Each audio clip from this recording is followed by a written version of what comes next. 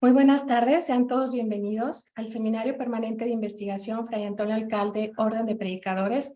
En esta edición del mes de julio vamos a tener dos invitados que son de los integrantes fundadores de este seminario. En primer lugar, el cocoordinador de este espacio académico, el maestro Edgar Daniel Yáñez Jiménez, quien nos va a presentar su trabajo No puedo encubrir su enfado, no pudo encubrir su enfado, sin embargo, de ser fraile dominico. Antonio Alcalde en el Cuarto Concilio Provincial Mexicano es un avance de su investigación que será amplia. Y bueno, me permito compartirles una semblanza académica del maestro Yáñez Jiménez. Él es licenciado en Filosofía por la Universidad Vasco de Quiroga y maestro en Estudios Históricos por la Universidad Autónoma de Querétaro. Sus temas de investigación se enfocan en la historia novohispana, en la historia cultural y la historia de las devociones y religiosidades. Es autor de un par de capítulos de libros y de artículos de difusión de historia. Es miembro de 3 seminarios de investigación especializada y actualmente es alumno del doctorado en Ciencias Sociales del Colegio de Jalisco. Estimado maestro, te escuchamos.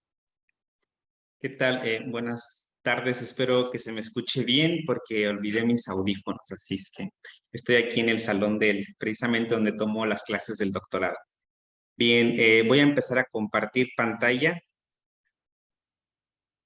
Muchas gracias, maestro Ixchel, por la presentación. Y bueno, el título ya lo leyó la maestra. No pudo encubrir su enfado, sin embargo, de ser fraile dominico, Antonio Alcalde en el Cuarto Concilio Provincial Mexicano.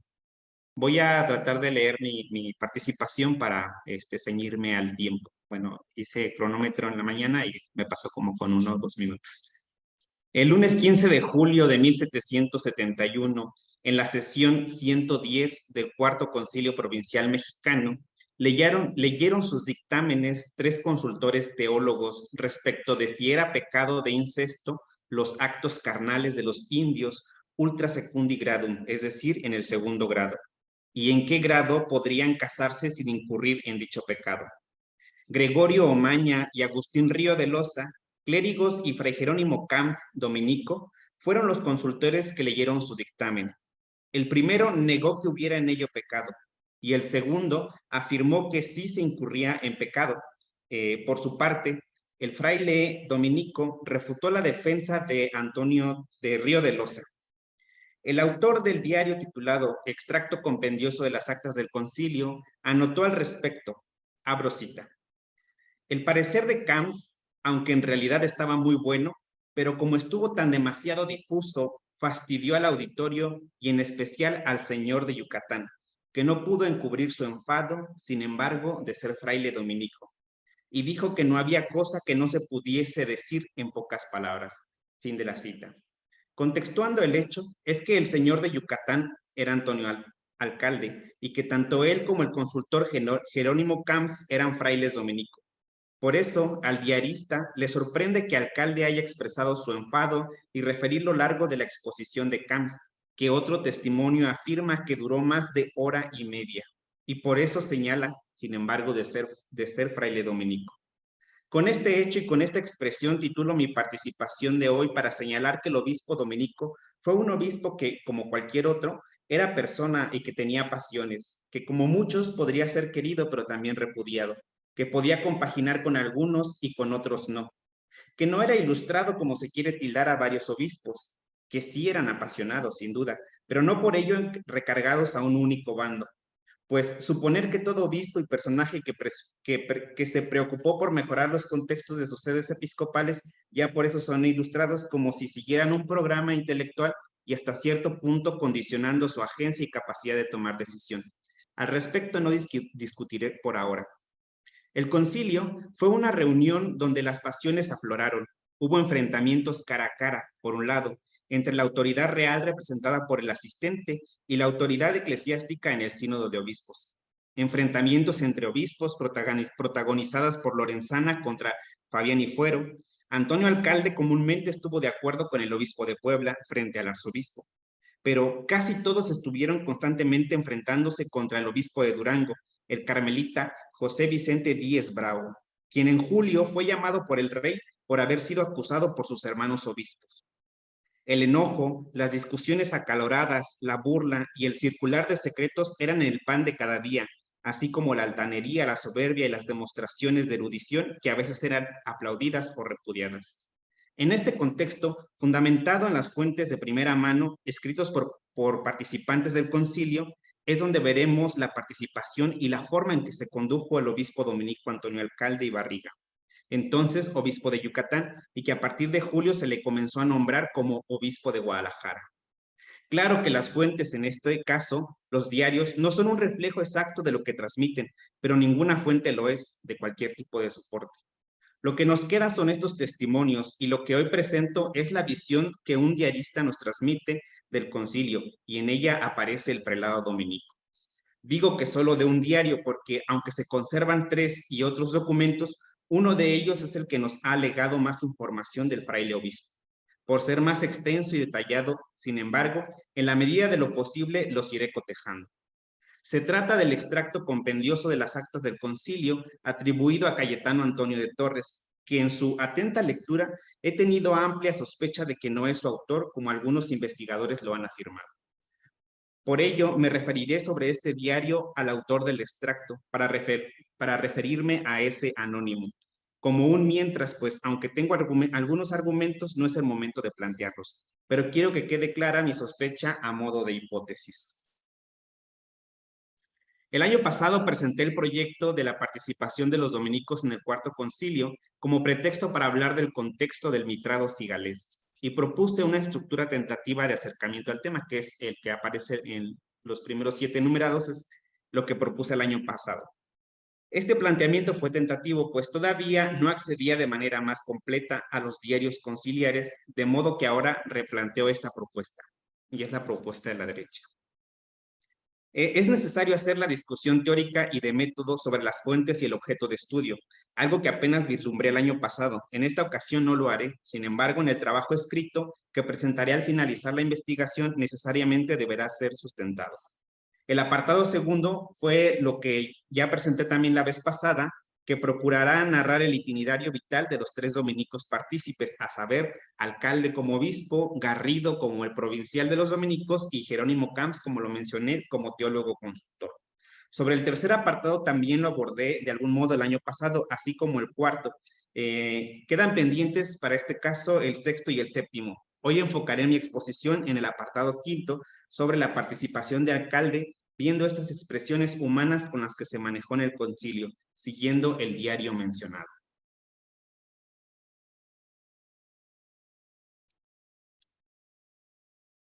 Este replanteamiento se fundamenta en la lectura de los diarios, pues considero que sí es posible este acercamiento y desde otras fuentes para abordar el desarrollo de la investigación. Una investigación que va lenta, pues como algunos de ustedes saben, ahora, bueno, ya lo mencionó la maestra Ixchel, estoy en el doctorado y mi propuesta del doctorado tiene poco que ver con este tema. De modo que a solo algunos fines de semana es lo que le he dedicado el tiempo. La hipótesis de investigación que les presenté la vez pasada es esta, que los dominicos participantes fueron defensores de la doctrina tomista a través de Cano durante el Cuarto Concilio, gracias a una renovación académica de sus conventos promovida en la primera mitad del siglo XVIII, y que fueron los difusores de las ideas de Tomás de Aquino y su intérprete Melchor Cano, y al mismo tiempo fueron objeto de discusión dentro de las sesiones, pues el concilio buscaba analizar y reformar los aspectos religiosos de los virreinatos en un ambiente de modernidad más que de ilustración propiamente dicha. Esta hipótesis precisa de un replanteamiento para esta ocasión y es el siguiente.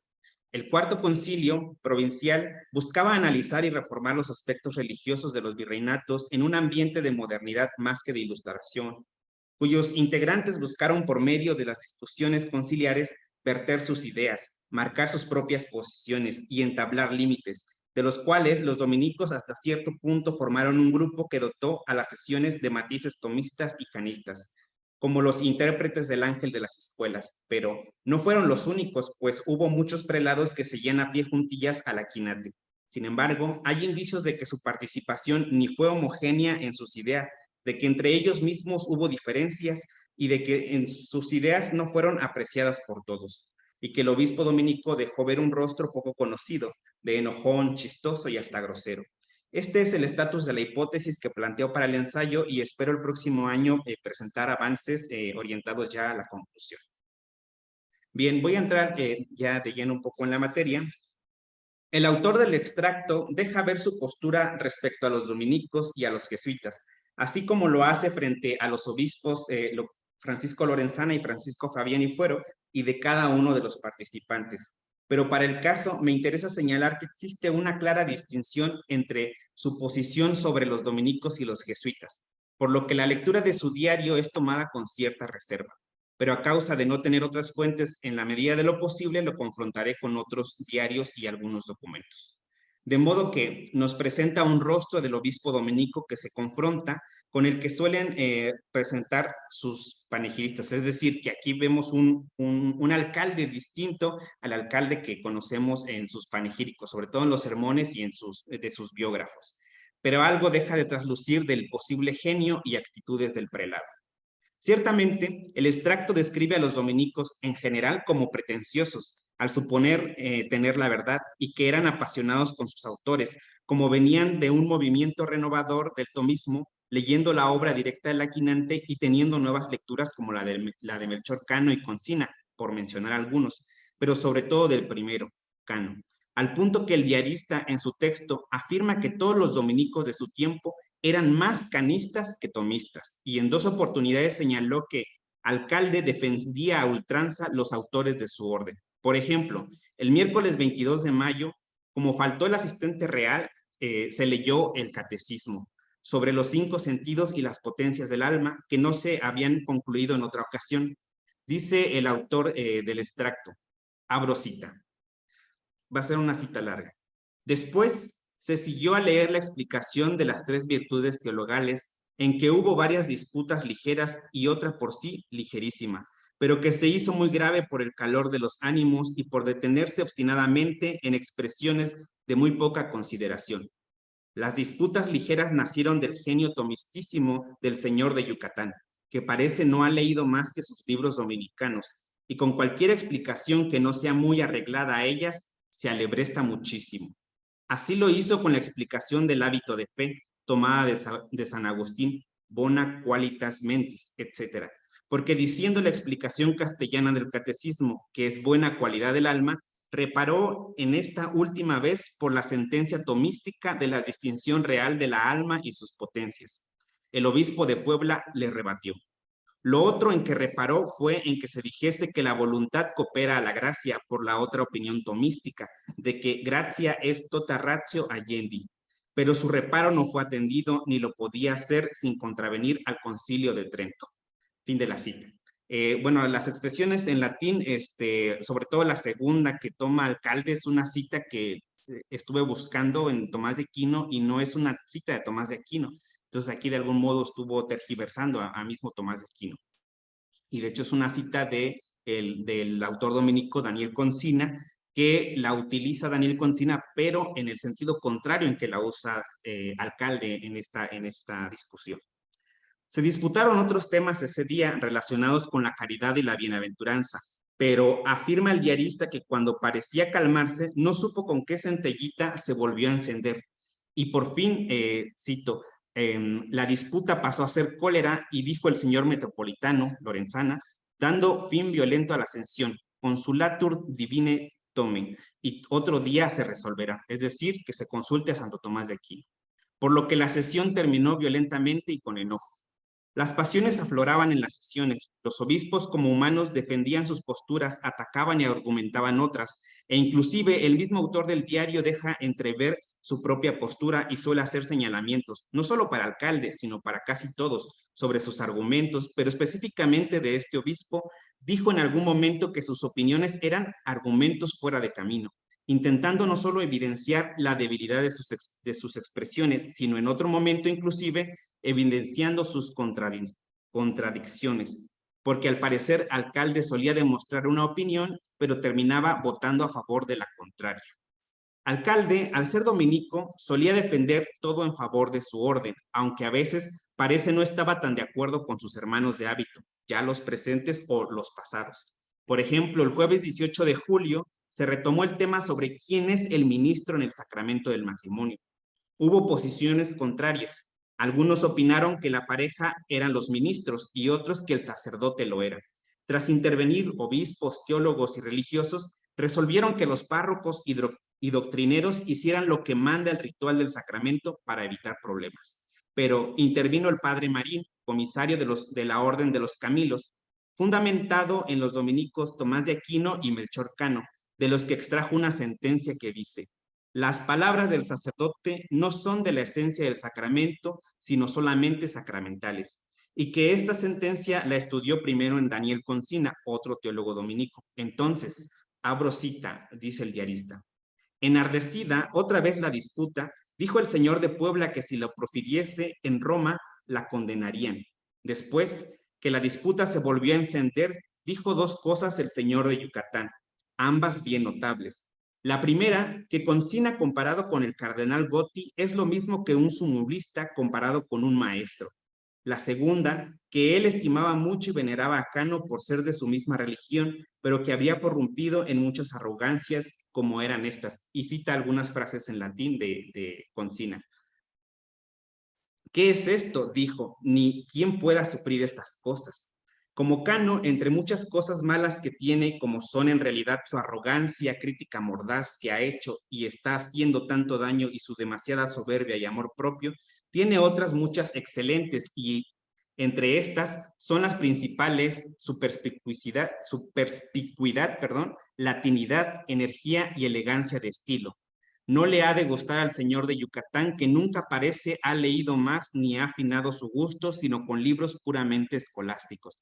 Fin de la cita. Esta intervención deja mucho que pensar. Por un lado, alcalde parece no estar de acuerdo con el dominico Melchor Cano, que tanto promovía su orden en la renovación de los estudios tomistas, autor del famoso libro Los lugares de la teología, y que el mismo maestro de la orden español, Juan de Bojadors, impulsó con brío. Y esto también se puede demostrar de un poco que alcalde no estaba muy de acuerdo con Cano, porque cuando hace la reforma tanto a los seminarios conciliares de Yucatán y en su momento al de Guadalajara, él propone a varios dominicos como autores de cabecera para los seminarios, menos a Melchor Cano. Entonces, Melchor Cano siempre está ausente de su biblioteca. El comentario que agrega el diarista también es contradictorio, pues primero compara a alcalde con Cano en su arrogancia y en su latinidad, y luego lo acusa de haber leído puro libro escolástico. En otro lado dice autores predeterminantes, como si el obispo estuviera en contra de la teología moderna encabezada por Cano. Sin embargo, Gotti también encabezaba esa línea del pensamiento. Por otro lado, el diarista nota, como dije antes, que el obispo para todo solía jalar agua para su molino, diciendo que, cito, para todo saca su religión de Santo Domingo y no tiene otro tema ni le agrada otra cosa, o que se inclinaba por algún dictamen por ser cosa favorable a sus dominicos. Fin de la cita. Ciertamente, los padres conciliares no estaban a favor de los jesuitas, inclusive firmaron una petición para que se eliminara la Orden de Roma, y firmaron todos los conciliares, por lo que todo lo referente a ellos solía ser denostado, y de rebote le tocaba a los dominicos porque de algún modo, en el caso de las devociones promovidas por los jesuitas, los dominicos habían adoptado algunas en sus templos y corporaciones. Sin embargo, sabiendo esto, se relajaba la opinión únicamente pidiendo se evitaran los excesos como en las pinturas de la Virgen de la Luz. Al observar esto, el diarista no se contuvo en decir que nadie se atrevía a decir nada sobre los dominicos y carmelitas porque, cito, como están de moda, no parece mal a ellos lo que parece en otros. Fin de la cita. Además, el viernes 27 de septiembre se leyó una instrucción sobre misiones y modo de misionar, y apunta nuevamente el diarista. Voy a hacer otra cita un poco larga. Es digno de notarse que mandándose en la instrucción que no saquen los misioneros figuras de condenados ni cosa de esta naturaleza, y pareciendo esto muy bien al señor de Guadalajara, alcalde, dijo que solo lo que había visto practicarse con grandísimo fruto en el padre Garcés, de su misma religión dominica, era el sacar a un condenado confesándose con el gran diablo en castigo de que había callado sus pecados. ¿En qué se distinga esto de lo que hacen los misioneros crucíferos y se reprueban en la instrucción? No sé yo si en que estos son franciscanos y el señor alcalde y el padre Garcés dominicanos. Fin de la cita. Recordemos, y se está refiriendo a Julián Garcés, el primer obispo en Indias, en tierra firme. El diarista suele anotar en las intervenciones de este prelado dominico que opinaba medio enardecido, o también que se enardecía mucho y que hablaba poco. Pero Alcalde no siempre participaba de esta manera. En algunas ocasiones lo hizo para contar algunos chistes, y es lo que a continuación trataré. Tres momentos son los que narraré aquí. El viernes 1 de marzo se habló sobre los gastos que los obispos pueden hacer en sus visitas pastorales. El autor del diario anota algo curioso. Abro cita. Con esta ocasión se refirieron varios chistes graciosos en prueba de los errores que se creen en España de los caudales de Indias. Fin de la cita. Los obispos de México, de Puebla y de Durango compartieron algunas anécdotas graciosas. Alcalde también lo hizo y dijo que de su tierra le habían escrito preguntándole cómo son los árboles que dan plata y oro, porque allí están en la inteligencia de que los hay por acá. Algo que causó demasiada risa.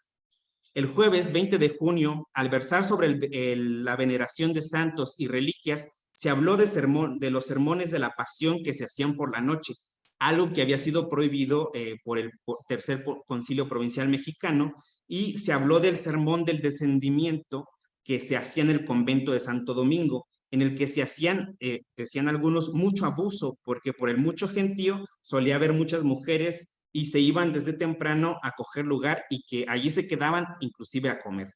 Solo se pidió en este caso que todo se hiciera del mejor modo posible.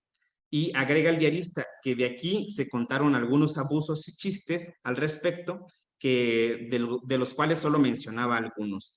Y sobre el chiste contó el de Alcalde, el cual dijo que no se acuerda en qué lugar de España, en un sermón del descendimiento, no pudiendo desclavar un pie o una mano, dijo el predicador, llamen al herrero.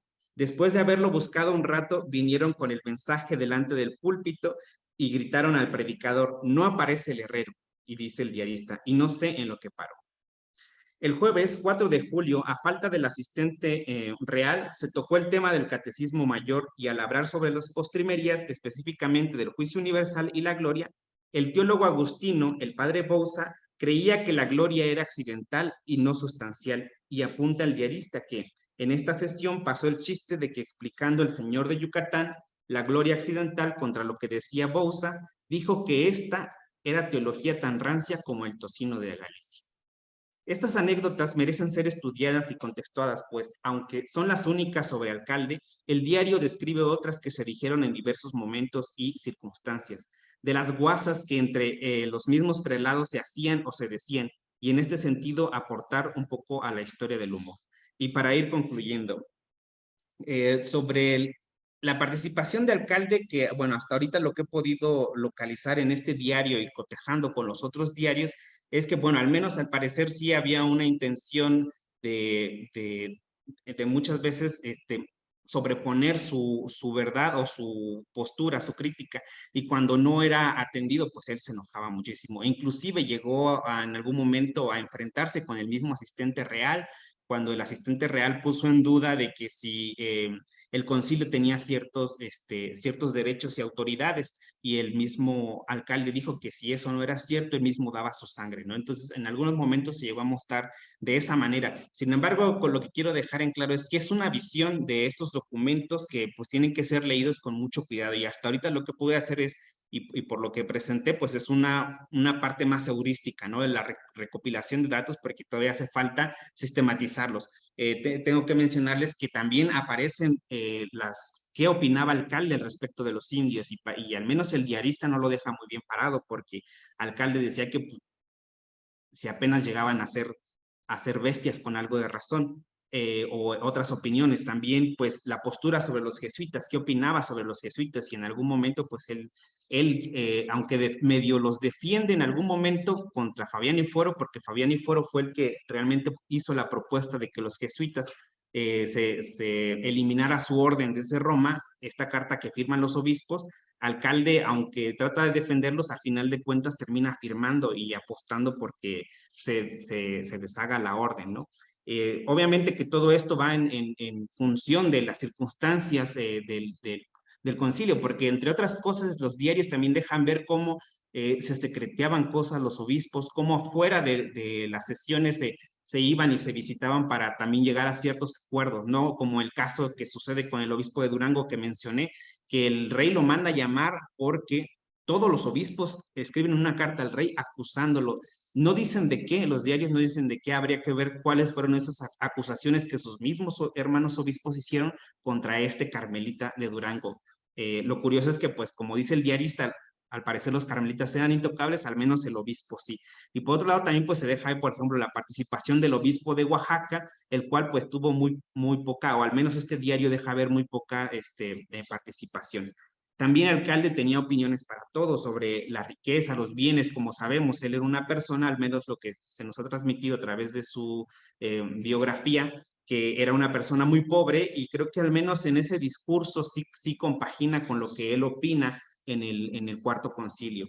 Otro de los temas que también va tocando es la reforma de los regulares, cómo llevar esta reforma. Él mismo va haciendo reformas en sus obispados, a su clero, pero respecto a los religiosos, ¿qué opinaba sobre las religiosas? ¿Qué es lo que estaba opinando? También verte sus ideas y sobre todo también en cuanto al rezo y la liturgia y otros temas que, bueno, por ahorita ya no me dio tiempo de sistematizar, sin embargo es lo que les pasó en este momento. Y pues con eso concluyo mi participación. Muchas gracias.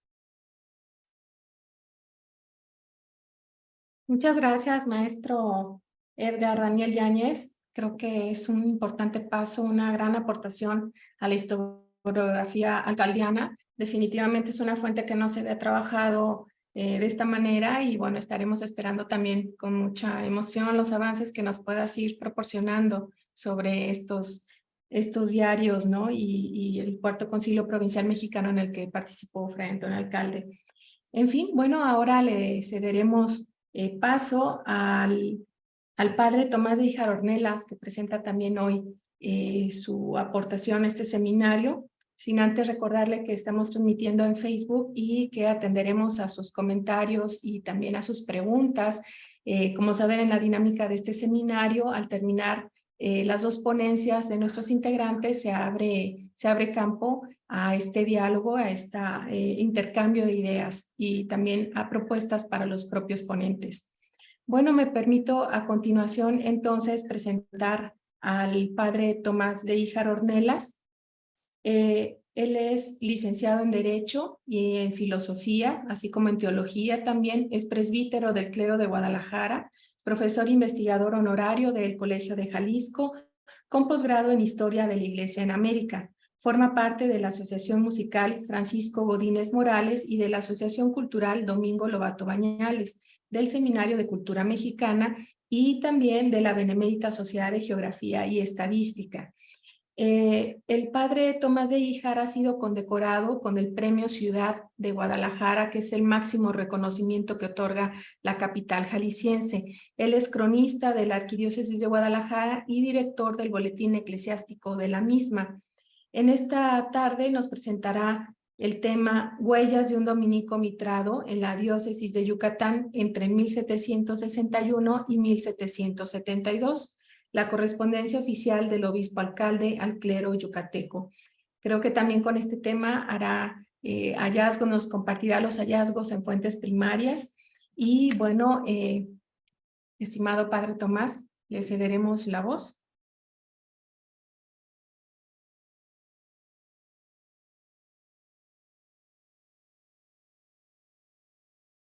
Bien, parece que hay algún tema con la tecnología, pero bueno, creo que en este momento podemos aprovechar el espacio para abrir el diálogo con las preguntas y los comentarios que tengan acerca del trabajo que ya nos presentó el maestro Edgar Daniel Yáñez. Así que bueno, abro este espacio a los integrantes del seminario que quieran comentarle, aportarle, preguntarle al maestro Yáñez.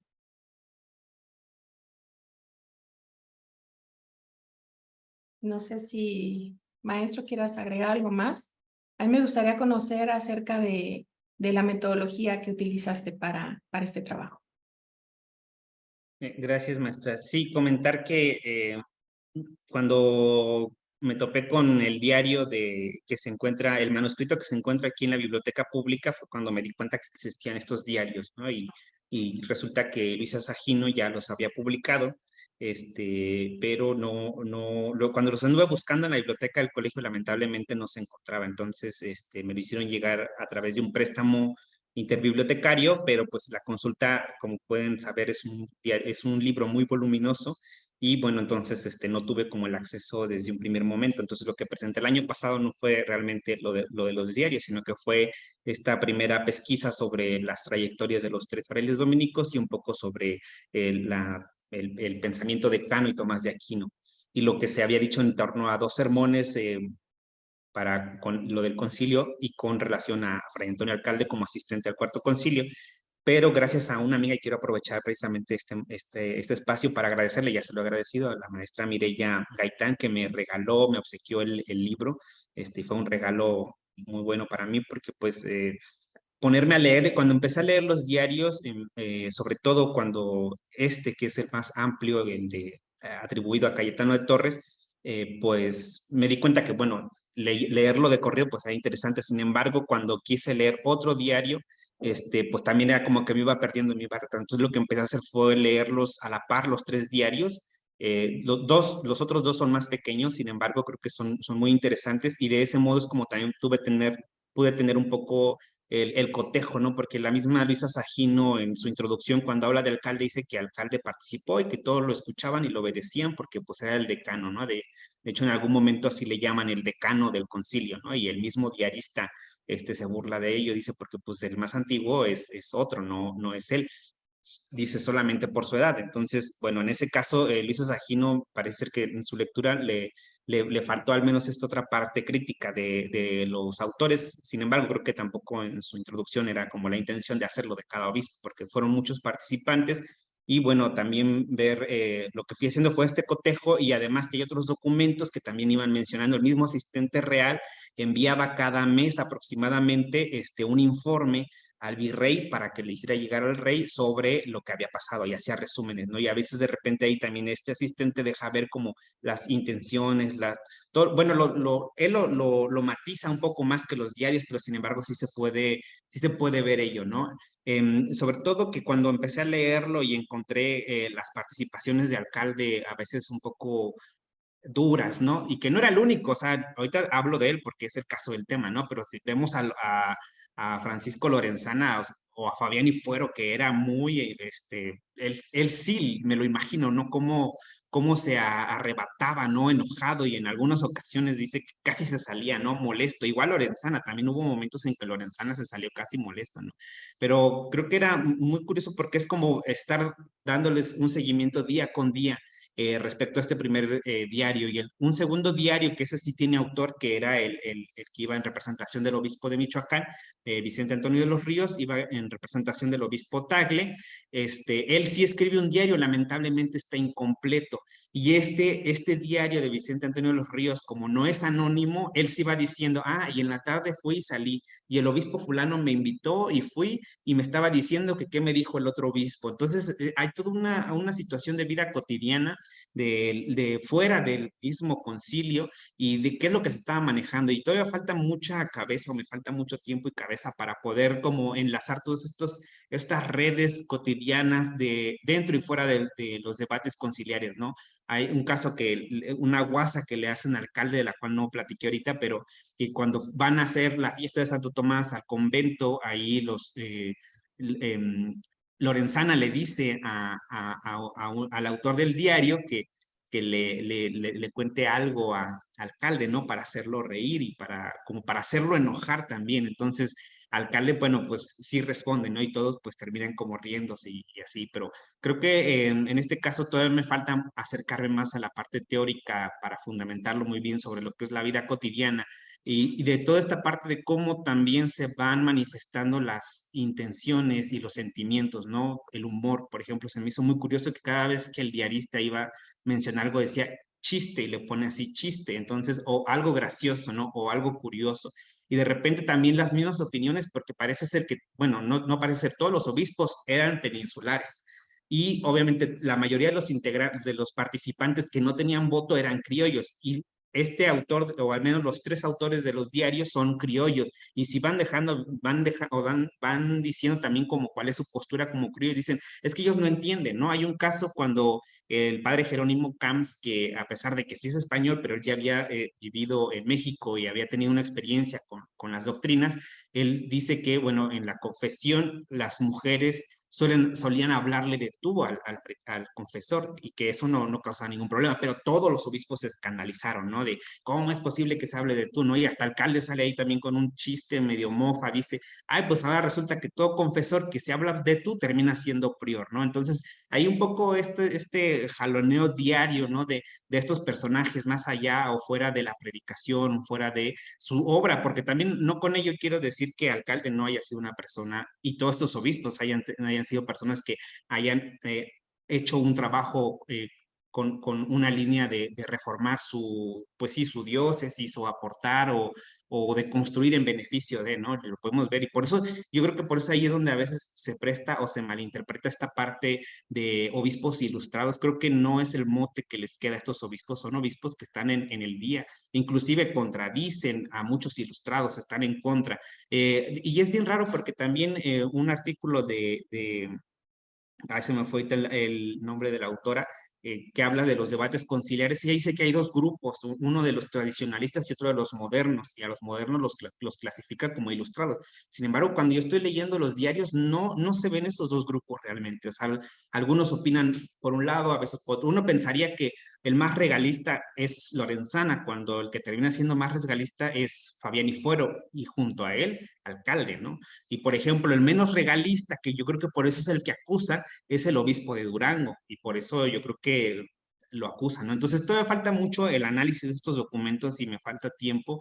Sin embargo, digo, están publicados y creo que un modo de hacerlo es comparando con estas fuentes. También he podido localizar otros documentos fuera que gracias a estos repositorios digitales he localizado en España sobre también ciertas participaciones, ¿no? Como que se creía que Fabián y Fuero y Antonio Alcalde eran los autores de un catecismo que corre impreso en 1772 y el mismo diario dice que no, o sea, los mismos documentos dicen que no. Yo no sé de dónde se sacó eso de que eran ellos los autores de eso. Inclusive Lorenzana dice, no soy autor yo, sino es autor fulano de tal, ahorita se me fue el nombre de este autor, o que hay otro que tiene, bueno, cuando ya se mencionan de estos dos obispos, a Fabián y Fuero y Alcalde, ellos son autores, pero del catecismo menor, del catecismo pequeño.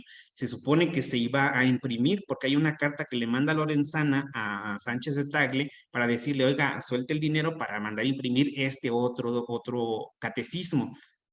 No sabemos si se imprimió porque al menos no se conoce, en las bibliografías no está registrado, y quizás o posiblemente Lorenzana lo haya impreso en España. Eso habría que revisarlo.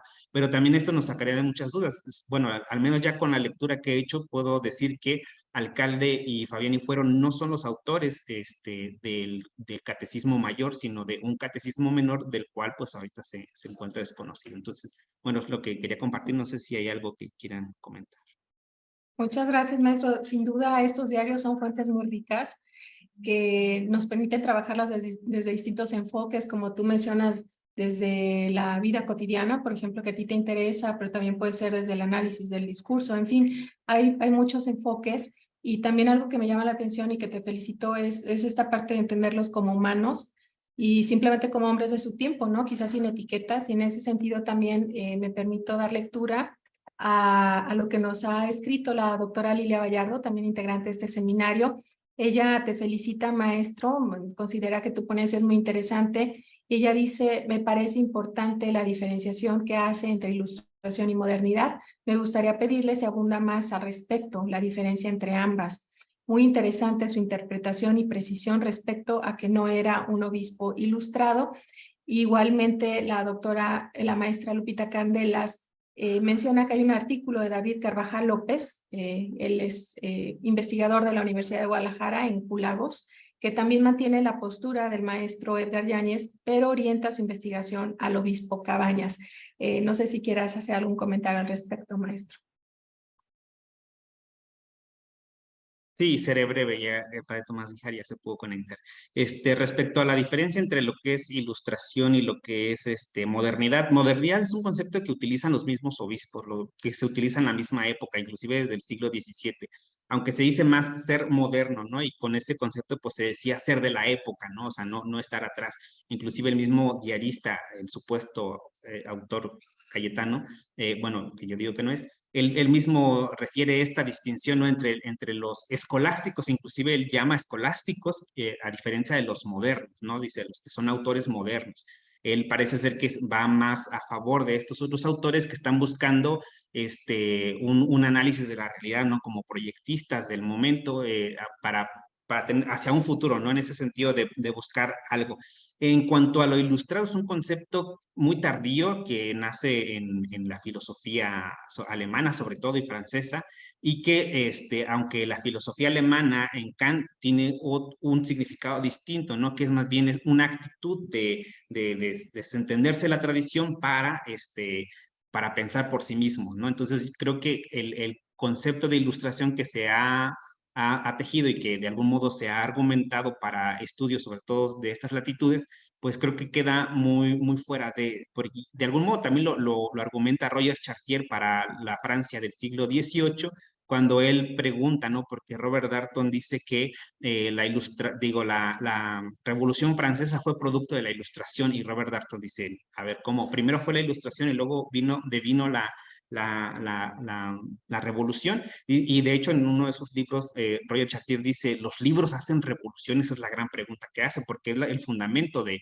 Darnton para decir que la ilustración, la revolución es producto de la ilustración, y dice, a ver, ¿quiénes participan en la revolución, ¿no? Y hasta hace números, ¿no? Hay números que existen sobre quiénes participan en la revolución, y dice, todos estos revolucionarios leyeron a Rousseau, leyeron a estos autores, dice, ¿cuántos accedieron a estas lecturas, ¿no? Entonces, y dice Chartier más bien que la ilustración es producto de la revolución. Cuando triunfan los revolucionarios, una vez los revolucionarios, es cuando dicen quiénes son los ilustrados, como suele pasar, ¿no? Cuando ahora nosotros decimos son los predecesores de la independencia. Y creo que esta historia teleologista es lo que a veces nos condena a tratar de buscar o encajar a los personajes, y a veces eso también nos va limitando, ¿no? Y vamos dejando de lado de ver otras actitudes como esto, ¿no? Y a veces pensamos o decimos, no, es que eran épocas muy tradicionalistas y o eran posturas muy tradicionalistas y posturas muy liberales, y luego por lo tanto no compaginaban. Y luego entonces, ¿cómo es posible que haya obispos ilustrados? Que la Iglesia Católica se fundamenta en una tradición o en la tradición, y pues creo que al menos para esta época y para estos obispos no los consideraría en ese punto. Sería más bien llamarlos proyectistas, como lo menciona Brian Connaughton, con estos personajes que a partir de su realidad analizan y hacen propuestas. Y creo que eso es distinto a ser ilustrado. Entonces, yo me decanto al menos hasta ahora y desde hace un par de años por este concepto de proyectismo, que es un concepto que sí existe en la época además, y que, bueno, se puede fundamentar muy bien para estos trabajos y actitudes de eclesiásticos. Bueno, ya no le robo más tiempo al padre Tomás. Muchas gracias, maestro. Pues en efecto contamos ya con la presencia del padre Tomás de Híjar Ornelas.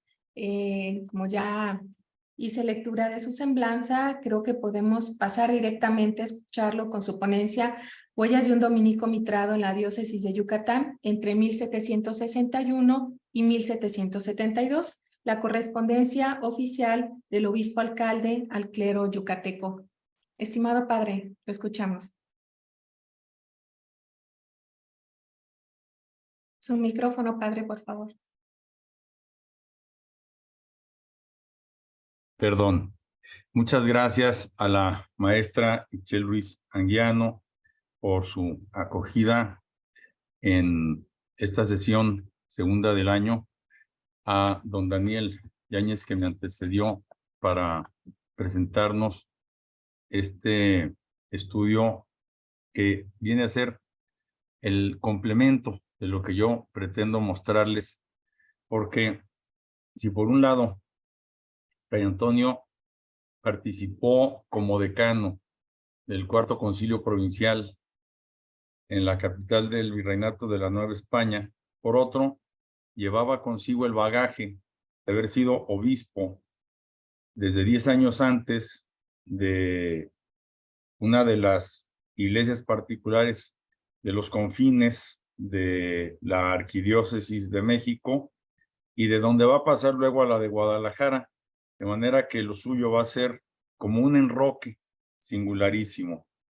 Y bueno, yo quiero, antes que nada, dedicarle estas palabras a los buenos oficios de don Carlos Mendoza Alonso y de la doctora Adriana Ruiz Rasura, porque gracias a la segunda pude estar hace semanas largas en Mérida y gracias al primero tener acceso a 120 fojas de un material de archivo que yo tenía la certeza moral que debía de existir, pero no la posibilidad de usar esas herramientas que ahora son nuestras y las ofrezco a disposición de este seminario porque ya están paleografiadas y transcritas.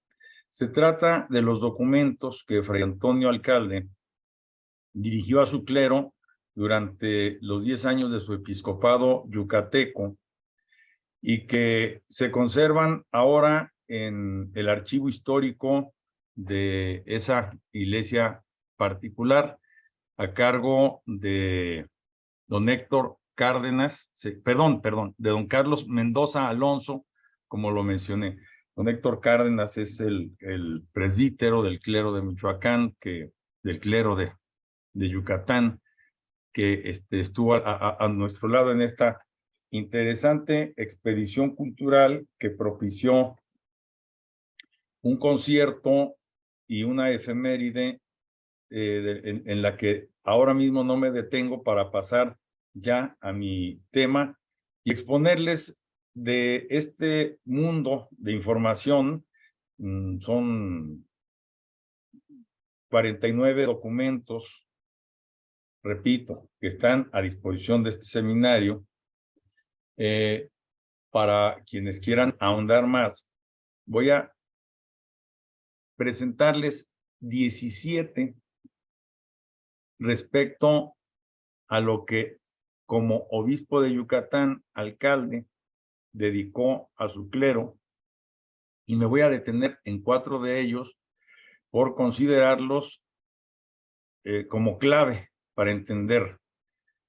En 1763, el decreto de la visita que hará el obispo al año siguiente a su extensa diócesis de 250,000 kilómetros cuadrados, que abarca pues, lo que hoy es el estado de Yucatán, Tabasco, algo de Campeche, buena parte del Petén y claro, todo Quintana Roo, en un clima tórrido y en unas circunstancias bastante complicadas para desplazarse de un lugar a otro.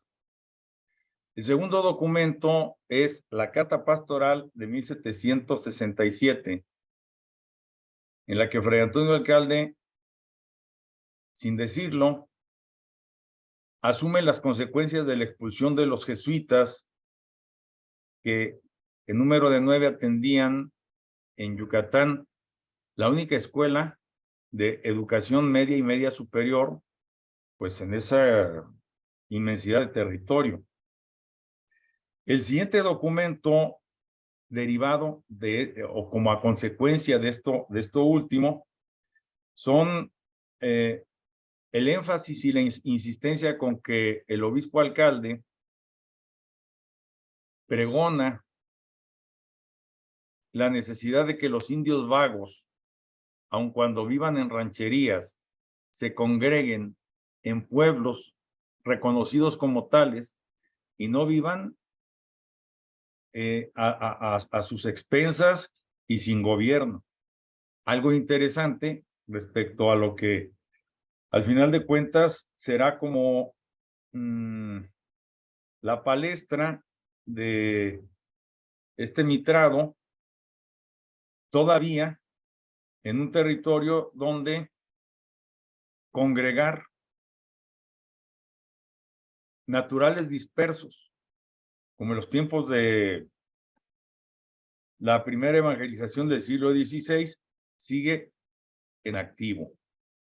Y por último, la emotiva despedida que da a sus feligreses al tiempo de desplazarse al Cuarto Concilio Provincial Mexicano en 1771.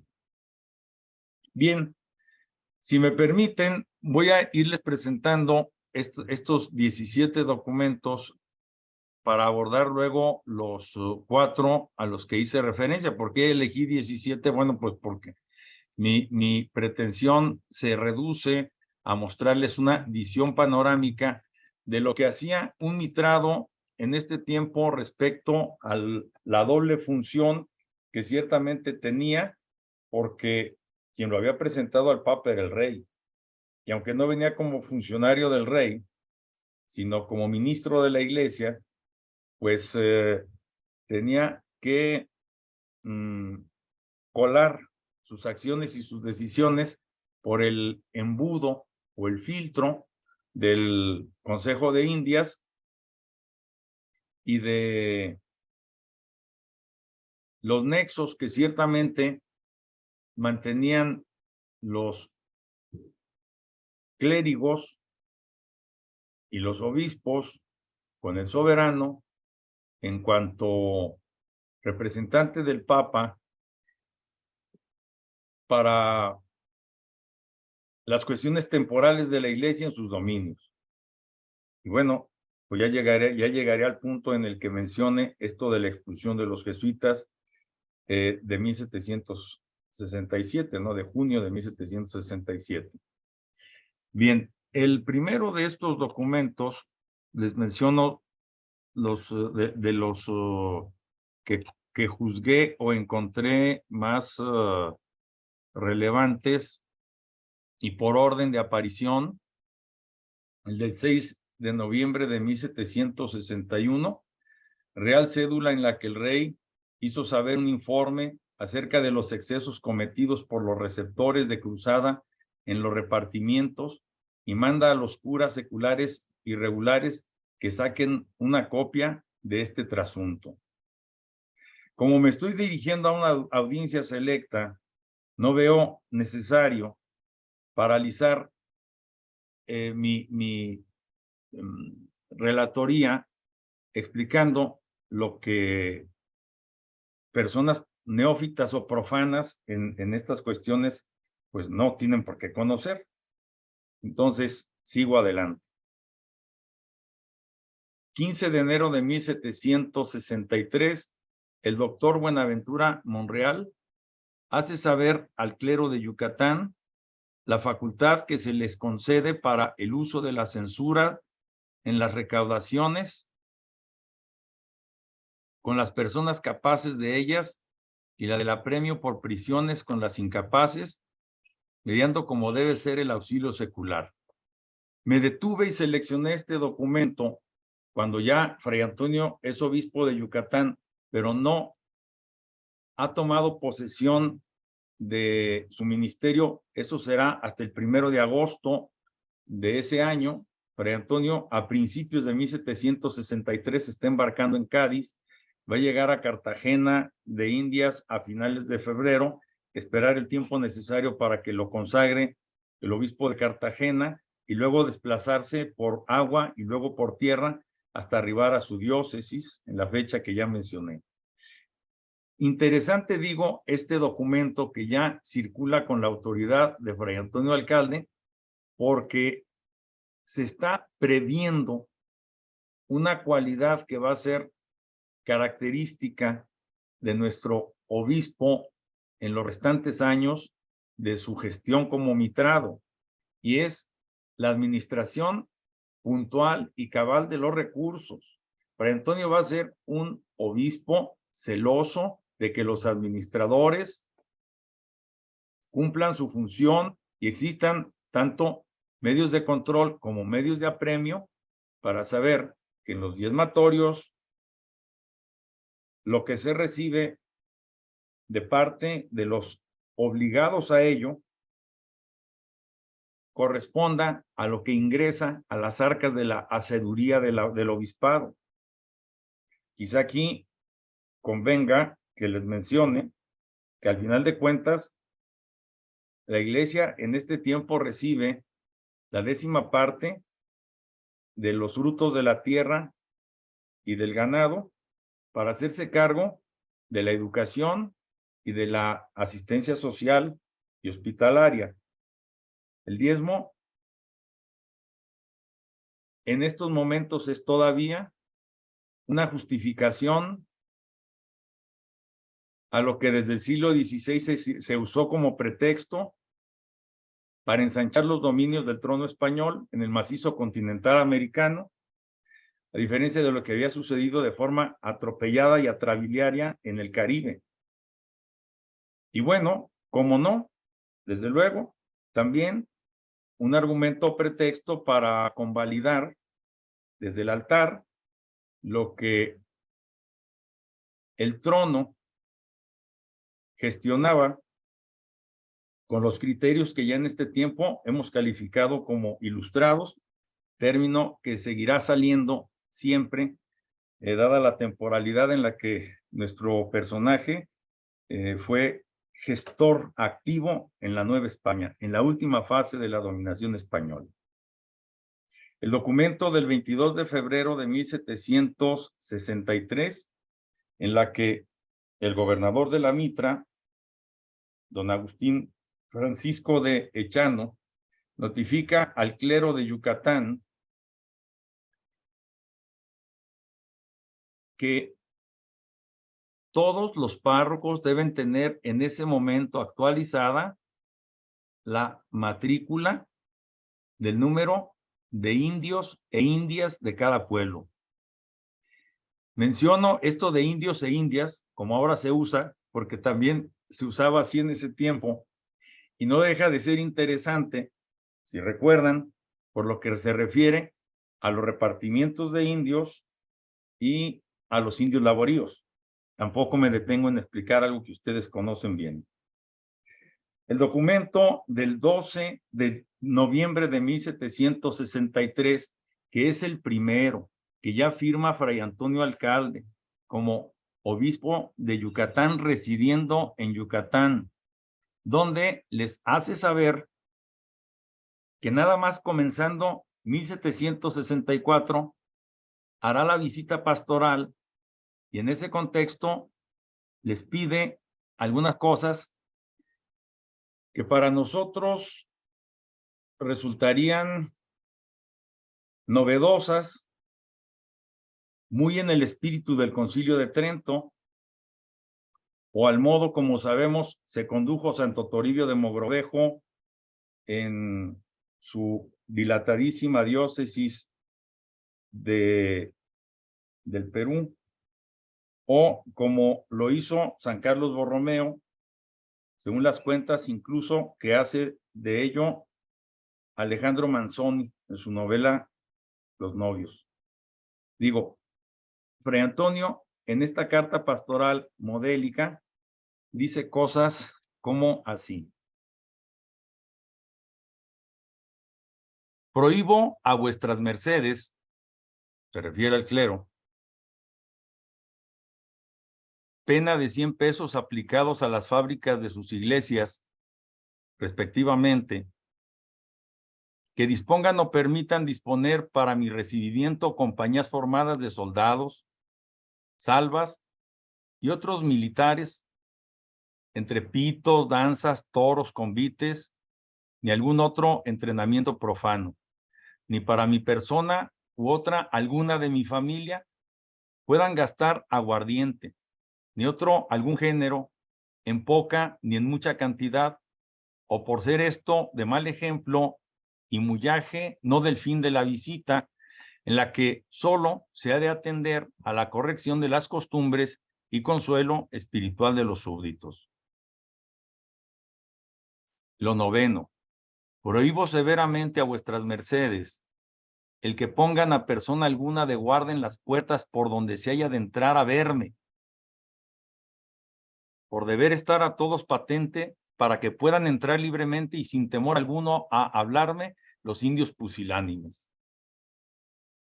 Digo, si Fray Antonio estuvo detrás de la redacción de estos dos textos, más bien de estos dos artículos, el octavo y el noveno de su carta pastoral en la que del 12 de noviembre de 1763, por un lado nos está poniendo al tanto de lo que era un uso común y él tenía motivos para detestar las parafernalias, el boato en las recepciones, la pólvora gastada en infiernitos, y luego la necesidad de dejarle al obispo en condiciones de escuchar al que quisiera dirigirse a él para presentar observaciones, quejas, denuncias.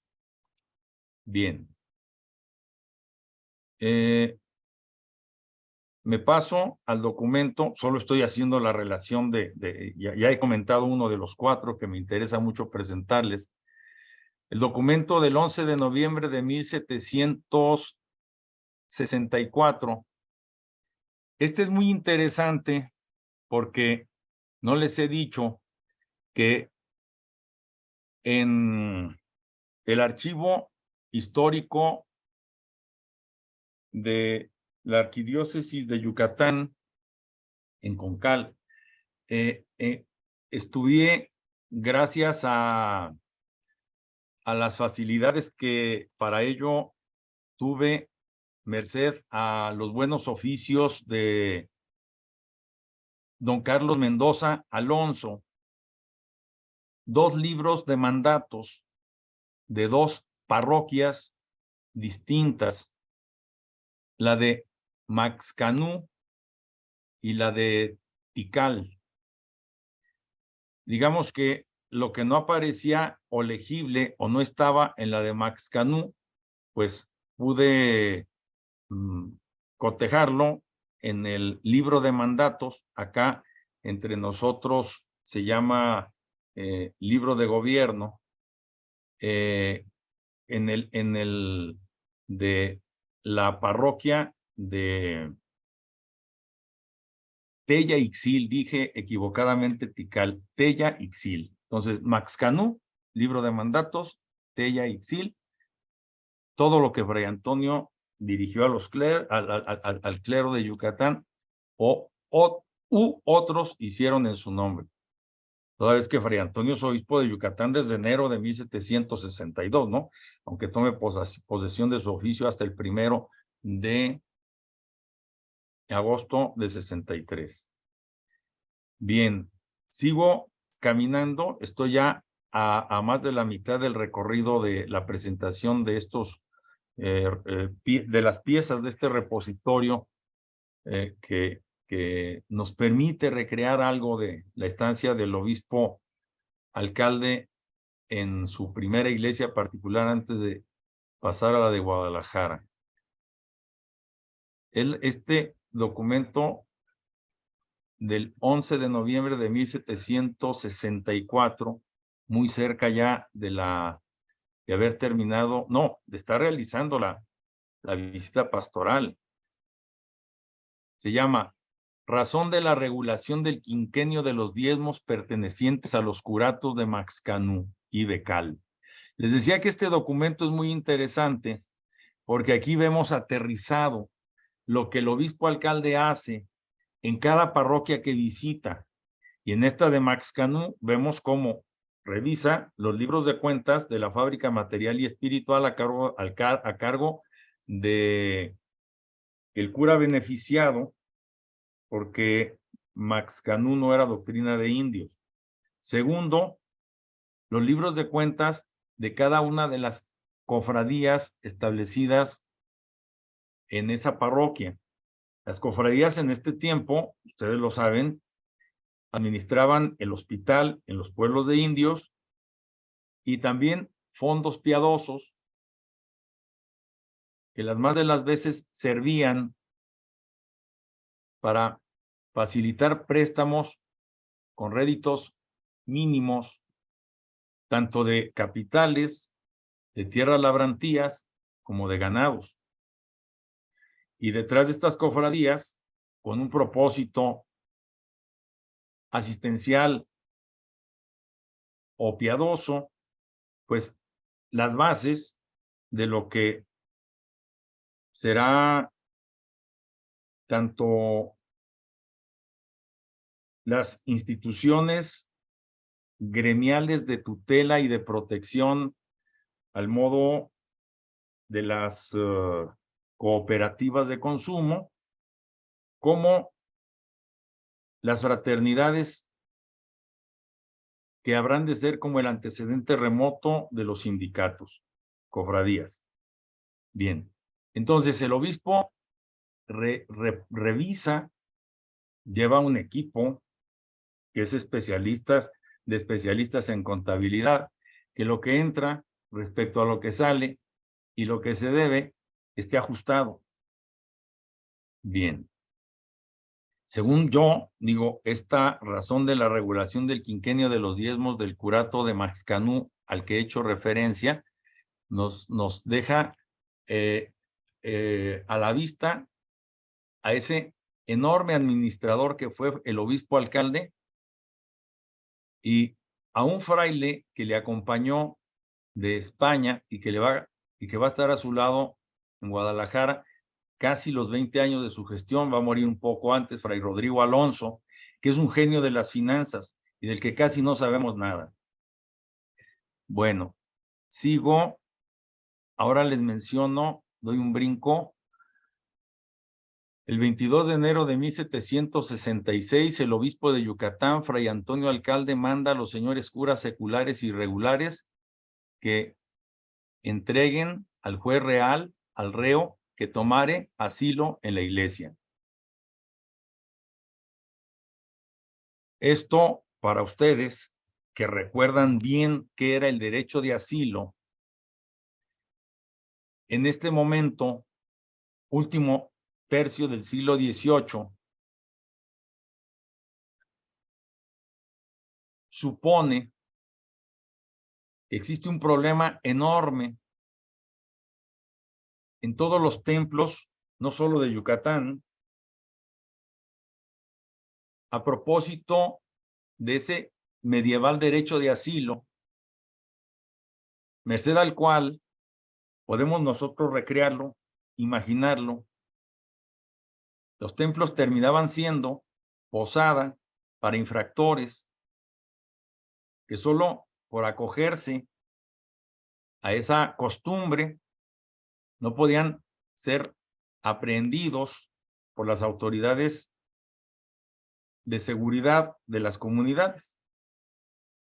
Entonces, aquí echamos de ver que si el obispo está, por así decirlo, transgrediendo una costumbre centenaria del derecho de asilo en orden al buen gobierno, sometiendo una costumbre eclesiástica a una disposición o mandato de la ley civil, el talante de nuestro prelado.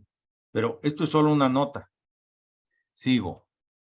Estoy avanzando porque luego, ya que termine de presentarles los documentos, voy a hacer una conclusión y quedar abierto a las preguntas que quieran hacerme.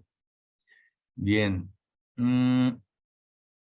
La carta circular del 22 de julio de 1767, en la que Fray Antonio Alcalde publica una bula del Papa Clemente XIII en torno a la concesión de un privilegio para las iglesias parroquiales que se llama altar de ánimas. Te los menciono porque conozco de este asunto perfectamente. Los altares de ánimas en los templos eran los espacios privilegiados para que al celebrarse en ellos una misa por el eterno descanso de los fieles difuntos, se alcanzaran especiales privilegios, como el concedido a las misas gregorianas, que son 30 misas de sufragio, para alcanzar el eterno descanso de las personas por quienes se aplican. Digo, un ejemplo de lo que tenía que hacer el obispo al comunicarle a su clero tanto las disposiciones del rey como las disposiciones del papa o las de la Iglesia Universal. Bien, llego a otro documento crucial para lo que pues les estoy presentando. Es la carta pastoral del 28 de noviembre de 1767, en la que Fray Antonio Alcalde, consideran ustedes que ya ha sido decretada la expulsión de los religiosos de la Compañía de Jesús, y entonces el obispo tiene que hacerse cargo de la educación media y media superior en Yucatán, y tiene que hacerlo de manera coordinada con la autoridad civil, y para eso pide que el claustro, que en su seminario conciliar se erija un claustro universitario que pueda expedir grados académicos, que es como decir, examinar a los estudiantes brillantes que ya han tomado los cursos que se podían dar en el conciliar, que llegaban hasta el bachillerato. Y pues por otro, y esto también es importante, lo que, siguiendo las sugerencias del Tomo Regio, que es como decir de las reformas borbónicas, el Tomo Regio se va a redactar en 1783, y entonces en 1767, y después de la expulsión de los jesuitas, vemos un ánimo en Fray Antonio Alcalde que no podemos menos que considerar, si tenemos que adjetivarlo, de regalista, o a favor de la jurisdicción o competencia de la autoridad civil sobre la autoridad eclesiástica en estas cuestiones de gobierno. Ojo, escuchen, atiendan. Para librar providencias para que todos aquellos indios que viven a su libertad en parajes o ranchos, sin más dueños que ellos mismos, ni menos, quien lo reconozca y observe el régimen que llevan, de que se siguen y han seguido sin consecuencias de gravísima consideración, sean traídos a poblados y demolidos dichos parajes o ranchos.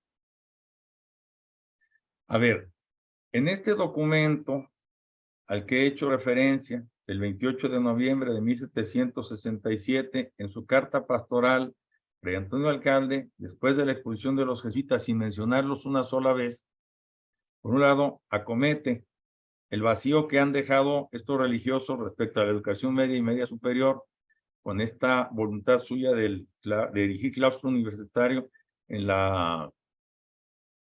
el seminario conciliar, y por otro, manda a sus párrocos que acometan todas las diligencias que esté a su alcance para identificar en qué lugares se han establecido comunidades de indios a título personal y sin tener una merced real para ocupar tierras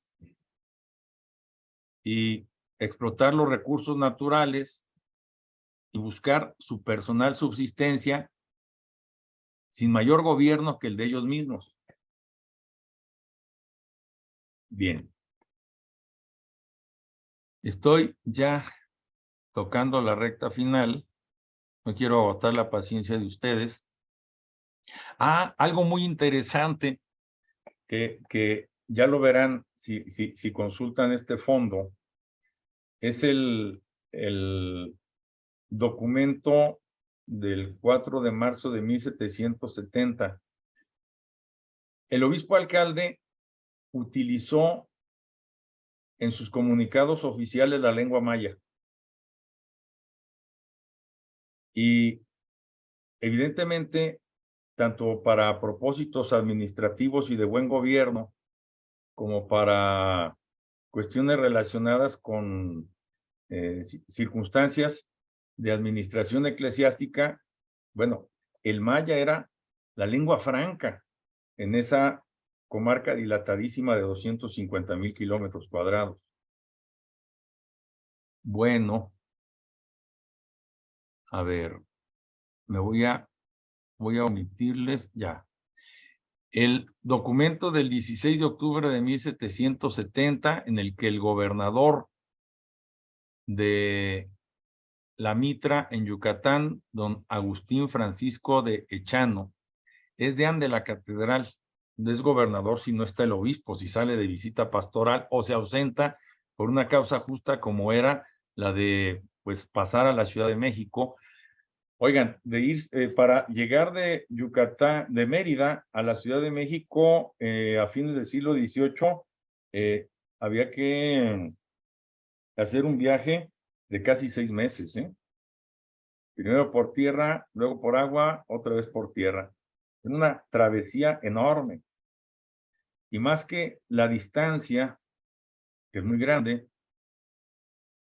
serán 3,000 kilómetros, 2,500, la que se hacía por aquellos caminos sinuosos y por las travesías, pues que no había transportes por agua cuando uno quisiera, sino cuando tenía que llegar algún navío y desplazarse al puerto.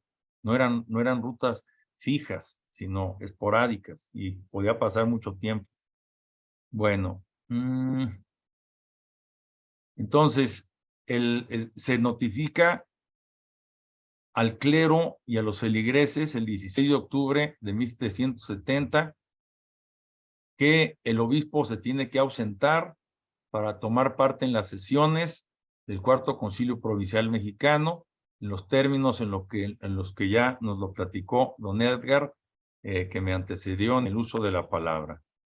Bueno, creo que con lo que les he expuesto hasta este momento, tienen ustedes ya el panorama de lo que nos deja este repositorio documental, y solo quisiera concluir con el permiso de ustedes para quedar abierto luego algún comentario. Es que si tuviéramos la necesidad de etiquetar al obispo alcalde con el adjetivo regalista, sería difícil que no lo tuviera. Esto no es bueno ni es malo, porque no podía ser de otra forma, por un lado, y por otro, porque sin duda, si a algo le pudo sacar ventaja a Fray Antonio, fue justamente esta circunstancia. Y los hechos lo dirán tanto en su gestión yucateca como en su gestión tapatía. El obispo de Yucatán, que lo es en un territorio de 250,000 kilómetros cuadrados, sobre una feligresía compuesta en su mayoría abrumadora por indios, que solo por serlo, si viven congregados, no le pagan tributo al rey ni diezmo a la iglesia. Permítanme un segundo, porque este teléfono está aquí a la vista e incomodándonos. Decía que no le pagan tributo al rey ni diezmo a la iglesia. Hace una diferencia grandísima en la primera administración de alcalde, donde su cuarta episcopal era de 7,500 pesos, respecto a los 2 millones de kilómetros que en la diócesis de Guadalajara todavía podrá administrar, y donde su cuarta episcopal será de 60 a 80,000 pesos, y llegará alguna vez hasta 90,000, gracias a su buena administración. Y por otro, pues las acciones que ciertamente realiza a favor de la educación y de la salud pública ya en su gestión yucateca, y que las va a replicar en la de Guadalajara de una forma pues por demás portentosa en la ciudad episcopal, y de ella pues impulsándola a lo demás.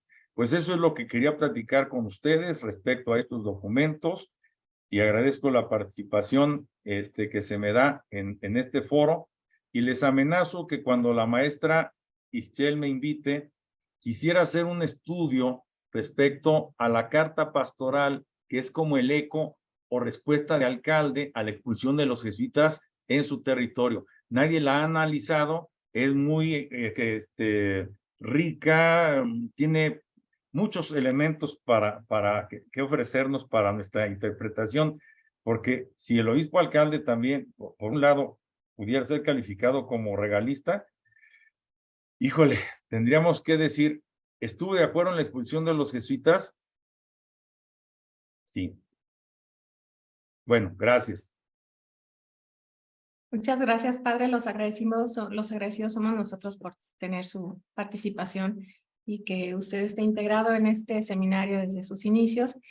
Y bueno, creo que hay mucho que decir con su trabajo. También ha abierto vetas muy interesantes. No sé quién quiera comenzar. ¿Algún comentario de los integrantes del seminario?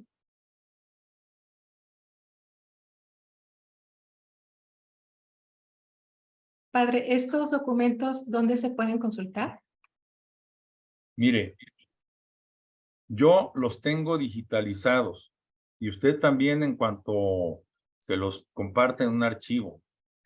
Y los tengo también transcritos gracias a la paleografía que de ellos hizo el licenciado Aldo Serrano Mendoza con la asistencia de el presbítero don José Manuel Gutiérrez Alviso. También los vamos a tener cuando yo se los pase a don Edgar y entonces los sume a ese banco de documentos que ya tenemos. Si me dice, a partir de mañana ya están. Entonces, esa es la forma en la que estos documentos ya son de este seminario. Muchísimas gracias, padre, por su generosidad. Tenemos aquí una mano levantada del maestro Daniel Yáñez. Adelante. Al padre, qué interesantes descubrimientos y que nos haga disponibles los documentos, porque creo que esto va ayudando también mucho a la comprensión de la época, el contexto, ¿no? De que pues no se trata tampoco de ir y juzgar al pasado, sino más bien de tratar de comprenderlo. Creo que es lo que con los aportes de los documentos que nos trae desde Yucatán nos va a ayudar a eso. Y preguntarle un poco de estos libros sobre las parroquias que mencionó, que cotejó algunas, ¿se refiere a los libros de providencia o es otro tipo de libros? Y si en dado caso, o sea, ¿son documentos sueltos también los de alcalde o son dentro de un libro de gobierno? Es como la pregunta que me surgió. Bueno, les decía a ustedes que en esta visita reciente a Mérida conocí el archivo histórico de la arquidiócesis que está en lo que fue un convento franciscano y está anexo a una iglesia que ahora es sede parroquial que administra la diócesis en Concal, en los suburbios de Mérida, y que gracias a los buenos oficios de don Carlos Mendoza Alonso tuve acceso a 2 libros de mandato, que es el título que allí se les da a nuestros libros de gobierno parroquiales, que es la colección de infolios que se iban juntando hasta encuadernar y formar con ellos un volumen, ya que tenía pues el grosor como para justificar aquello. Ya a ustedes no les tocó esto y a mí sí. Yo hace más de 40 años era chícharo en el Supremo Tribunal de Justicia, que es el último escaño en la pirámide judicial, era meritorio de notificador, está en la preparatoria, ¿no? Y entonces lo que me ponían a hacer ahí era coser expedientes con una aguja y con un hilo de cáñamo. Entonces, estos libros de gobierno, así precisamente, el escribano los iba juntando hasta formar cuadernillos y luego un volumen y luego ya se cerraba el libro, se ponía la fecha primera y la última y se formaba un primer libro de gobierno o en este caso libro de mandato. Entonces, usted me está preguntando y yo le estoy respondiendo. Eran infolios sueltos que se cosían y que como iban en un tamaño que es el de un cuarto de pliego que da el tamaño legal, que es más que el oficio. Entonces, siempre digamos, llegaba el documento firmado por el obispo, se transcribía rápidamente de un día a otro y luego seguía por la cordillera el portador del documento. Entonces, según se juntaban y se cosían, ya se les iba poniendo la numeración, que en este tiempo, lo sabemos bien todos los que hemos investigado estas piezas, era una numeración en recto y en verso, no en páginas, sino en foja, justamente por estos 8 pliegues 4 pliegos que salían del doblez. Pero entonces, así son estos libros de mandato, y cotejé los de 2 parroquias, según les dije, para que lo que no estaba legible acá se complementara con lo de acá. Y bueno, no dudo que sigan apareciendo documentos. Yo solo cité 17 para no hacer esto engorroso.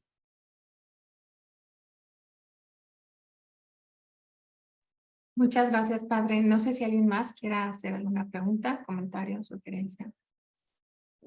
Yo sí puedo, por favor. Sí, adelante, doctora Eunice. ¿Qué tal? Antes que nada, muchas felicidades a ambos expositores, muy interesante. Y nomás quisiera como complementar un poco esta cuestión de los libros de mandatos. He tenido la oportunidad de consultar algunos también en el archivo del Arzobispado de Yucatán. Y precisamente cuando se emite el auto de visita pastoral de los obispos, es que se notifica a los curas y a algunos frailes sobre la ruta que va a tomar este obispo, ¿no? Generalmente estas cartas cordillera o estos autos de visita pastoral eran anexados a los libros de mandatos de cada parroquia, que prácticamente con una revisión de estos libros de mandatos podemos conocer lo que ha transcurrido en cierta parroquia específicamente. Algunas veces algunos obispos durante su mandato recorrían ciertos pueblos 2 veces durante su gobierno. Esto pasó en algunas partes del obispado de Yucatán, por ejemplo, en la parte maya chontal, ¿no? Y como decía el párroco, en estos libros prácticamente se encuentra cualquier tipo de correspondencia. Y nada más sería puntualizar con las visitas pastorales que efectuó el obispo Piña y Mazo en Yucatán a finales del siglo XVIII también, se especificaba después, digamos, en los autos resultantes de cada visita, una serie de mandatos que eran asentados en el libro de mandatos. Entonces, parte del recorrido pastoral era la revisión de todos estos libros, de cuentas de cargos y datas de cofradía, de libros de bautizos, de casamientos y demás, ¿no? Nada más es para como puntualizar este dato. Y muchas gracias a ambos expositores. De hecho, si me permiten un comentario, enriqueciendo lo que la doctora Cruz nos acaba de compartir, es muy curioso, pero generalmente en el libro de bautismo se pone el auto de la visita y no en el libro de gobierno o de mandato. Y luego también es muy curioso, no pasaba a letra de molde, era la visita secreta.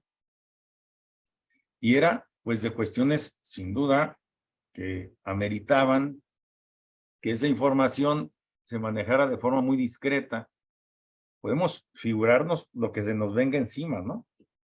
Un cura que lleva una vida concubinaria con una persona o tiene prole a diestra y siniestra o lleva una existencia irregular, entonces lo denuncia a la gente. Eso no se pasaba a los mandatos y a la visita, pero sí se llamaba informe secreto. No sé cuántos queden ni dónde estén ni cómo se puedan trabajar estos informes secretos, pero ciertamente era como la parte finísima en la que el obispo tenía que obtener información. Por eso se me hizo muy interesante en el punto 9 que les compartí, que Fray Antonio prohíbe que haya guardias en las puertas que impidan a quienes se le quieran acercar, dice indios, creo que dice timoratos, ¿no? Así un adjetivo muy simpático, que estén las puertas abiertas para que todo el que se quiera acercar a hablar con él de manera directa, lo haga. Y tengan en cuenta que el que va a hablar con él no habla más que maya, ¿eh? Oigan, y un detalle interesante que no lo mencioné, lengua que va a aprender el obispo alcalde. Y precisamente para hacer la visita pastoral. Es un detalle que conocemos gracias al inmenso mayista que fue don Crescencio Carrillo y Ancona, biógrafo de alcalde en 1892. Paradójicamente, y ya me extendí demasiado, en su biografía, Carrillo y Ancona se va a las actas del Cabildo para armar su biografía. No consultó ningún libro de mandatos. Es curioso. Por eso, estos documentos bien aplicados van a complementar perfectamente la biografía que compuso Carrillo Ancona en 1892. Ya podría salir de aquí el primer biógrafo de Fray Antonio Alcalde en Yucatán con esta información complementaria respecto a la que nos dejó don Crescencio Carrillo y Ancona en el 892. Gracias. Muchas gracias a ambos ponentes. Estamos recibiendo felicitaciones para ellos y bueno, creo que ambos trabajos, como ya mencioné, pues son una gran aportación y esperamos que se puedan cristalizar en publicaciones de este propio seminario.